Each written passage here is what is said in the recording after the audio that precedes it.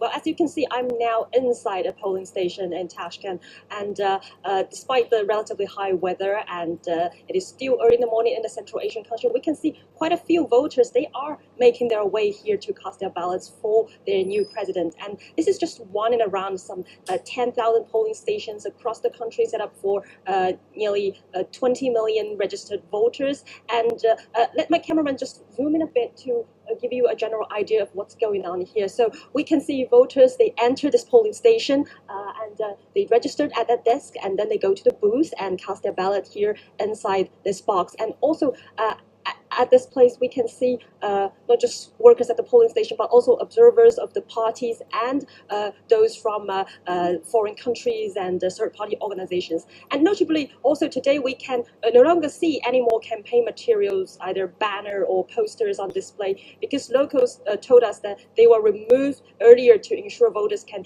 exercise their right to vote without any external influence. And also, electoral authorities of the country say security and other measures, as I said, are in place to help increase engagement and avoid, let's say, fraud. And also earlier we managed to talk to some of the observers on ground of their impressions of the process, and they are expected to report their findings from as early as Monday. And it needs to be pointed out, the decision to hold an early election came after Uzbekistan adopted a major constitutional amendments in May, and that include extending the presidential term from 5 to 7 years, and that allows the incumbent president Shavkat Mirziyoyev to run for a possible third term in office. And standing against Mirziyoyev are candidates from three other parties, and they are Abdushukur Hamazayev of the Ecological Party,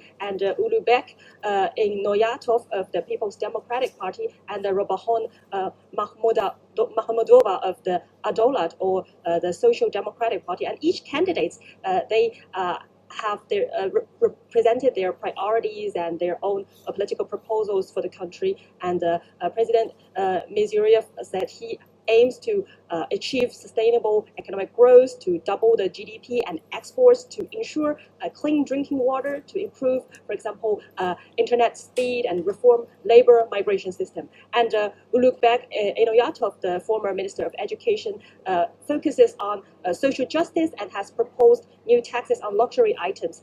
And Robahon Mahmudova, the former deputy chairman of the Supreme Court, she promises to support entrepreneurs. And while Abdushukur Hamazayev of the Ecological Party emphasizes environmental protection.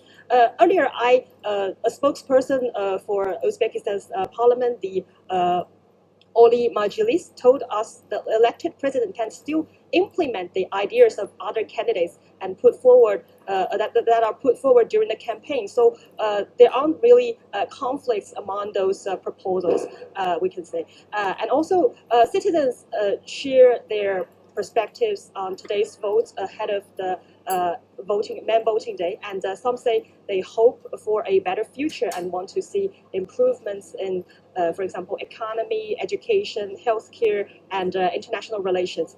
And one political experts we interviewed earlier told us that job creation is a major concern among voters in the country, and they are also said to be worried about the provision of communal services, and in some regions of the country, for example, there are still problems with access to drinking water, to electricity and gas, and these people are waiting for a solution.